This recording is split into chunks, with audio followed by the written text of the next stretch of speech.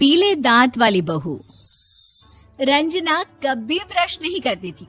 उसे कितनी बार उसके माँ बाप ने डांटा, लेकिन उसका कोई असर उस पर होता ही नहीं था, जिस कारण से उसके दांत पीले पीले हो जाते हैं। शादी के बाद। अरे बहू, वैसे तो तुझ में कोई कमी नहीं है, पर तेरे दांत इतने पीले कैसे हैं बेटा? कैसे मतलब? कोई सर्जरी थोड़ी ना कराई है। वो तो क्या नाम, मैं ब्रश नहीं करती थी तो पीले हो गए। अब क्या करूं? आप कहे तो लाल करवा लूं या फिर काले? यार ये क्या है, क्यों माँ से लड़ रही हो? लड़ रही हूँ? अरे मैं लड़ रही हूँ या ये बोल रही है कि दांत पीले हैं, पीले। अरे तपस्या थोड़ी ना की है इन्हें पीले करने के लिए। बकायदा ब्रश नहीं किया है 20 साल तक, तब जाकर। छी, कैसी बात कर रही हो? ये उस वक्त तो पीले नहीं थे जब हम लोग तुम्हें देखने आए थे। अरे तब साफ करवा लिया होगा डेंटिस्ट के पास जाकर। अब देखो कैसे पीले पीले लग रहे हैं। रंजना सास की तरफ गुस्से से देखती है। फिर शुरू हो गई पीले पीले पीले। अरे पीले तो तब भी थे जब मेरे हाथ का रसगुल्ला उड़ा उड़ा कर खा रही थी और बोल रही थी, लड़की नहीं गुणों का खजाना दे रहे भाई साहब। खैर, अब वो लोग करते भी तो क्या करते, पीले दांत वाली बहू पल्ले पड़ी थी तो झेलना तो था ही। एक दिन कीर्तन में रंजना गाना गा रही थी। अरे कमला बहन, माँ का द्वार है, यहाँ तो सब शुद्ध होकर आते हैं, फिर अपनी बहू को ब्रश भी नहीं करवाती तुम। दूर से पीले पीले दांत भक्ति में बाधा उत्पन्न कर रहे हैं। अरे कोई 2 साल के बच्चे थोड़ी ना लेकर आई हूँ मैं बहू बनाकर। अच्छी खासी लड़की है, अरे कैसे करवाऊं ब्रश? ये तो उसे खुद करना चाहिए ना। अब माँ बाप तो इसके जैसे तैसे निपटा दिए, ये नहीं सोचा कि सास कैसे संभालेगी। सास बहू को लेकर घर आ जाती है, लेकिन सोच लेती है कि अब इसे लेकर कहीं नहीं जाएगी। अगले रोज बहू कहती है, अरे क्या हो गया, मंदिर नहीं जाना क्या? कीर्तन का वक्त हो रहा है। मेरी मधुर वाणी से कान्हा जी जागते हैं और सोते हैं। आप तो जानती है ना उनकी भक्ति में कितना मन लगता है मेरा। वो क्या है ना, तबीयत ठीक नहीं लग रही है मेरी, आराम करूंगी मैं। तबीयत ठीक नहीं लग रही? अभी तो मिथुन के गाने पर नाच रही थी आप, और अब बोल रही है कि तबीयत ठीक नहीं लग रही। अरे भक्ति में मन लगा लो सासू माँ, ऊपर जाना है, क्या मुंह दिखाओगी आप? हाँ? सास को बहू की बात पर गुस्सा आ जाता है।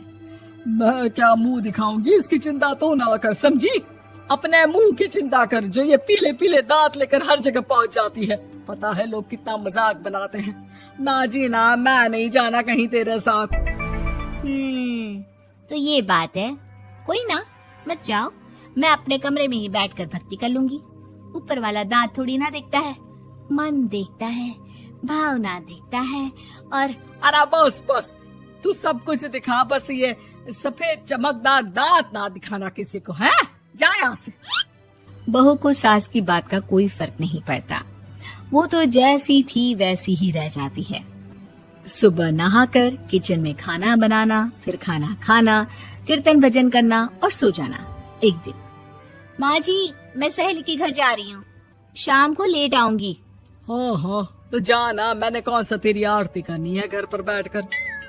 रंजना सहेली के घर जाती है, जहाँ वो पार्टी में जाने की तैयारी कर रही होती है। अरे शिखा, कहाँ जाने की तैयारी कर रही है? मैं गलत वक्त पर आ गई क्या? अरे नहीं यार, उल्टा सही वक्त पर आई है। मैंने ये साड़ी और ज्वेलरी निकाली है यार, शाम को इनके ऑफिस की एक पार्टी में जाना है। बताना कैसा लग रहा है ये सब? नहीं यार, इस ड्रेस के साथ तो वो वाली ज्वेलरी अच्छी लगेगी। हाँ सही बोल रही है, मैंने ध्यान ही नहीं दिया। वैसे तो हमेशा से मस्त फैशन सेंस रखती है। तो बड़ा जाती होगी ना पति के साथ पार्टी में। रंजना कुछ नहीं बोलती, बस सोचती है कि यार काश ये बात सही हो जाती, पर मैं क्यों नहीं जाती पार्टी में? क्या इन लोगों की कोई पार्टी होती नहीं होगी? रंजना घर आती है और रात में पति से सवाल करती है, एक बात बताइए, आप मुझे किसी पार्टी में क्यों नहीं ले जाते? क्या आपके यहाँ ऑफिस में पार्टी नहीं होती? पति बेचारा क्या कहता कि दांत पीले हैं तुम्हारे इसलिए। अरे कोई पार्टी होती नहीं हम लोगों के ऑफिस में, तो कहाँ से लेकर जाऊं? और मार्केट, मॉल, कहीं वीकेंड घूमना, कहीं तो। अरे यार सारे हफ्ते में एक छुट्टी मिलती है, तो सोचता हूँ कि आराम ही कर लूं। क्यों? रंजना मन मार के रह जाती है। पहले कभी सास के साथ मंदिर जाया करती थी, लेकिन वो भी सास ने ले जाना बंद कर दिया। घर बैठी बैठी रंजना बोर हो जाती है। तभी उसे आइडिया आता है और वो मायके जाने का सोचती है। सासू माँ, 2 दिनों के लिए मम्मी के घर जा रही हूँ। अच्छा अच्छा ठीक है, आराम से जा। और हाँ, माँ से कुछ अच्छी आदत सीख कर आना कि कैसे शरीर के हर भाग की तरह दांतों की सफाई भी जरूरी होती है, समझी? शुरू हो गई ना आप। वो लोग आपकी तरह नहीं है कि छोटी छोटी बात का बतंगड़ बना दे।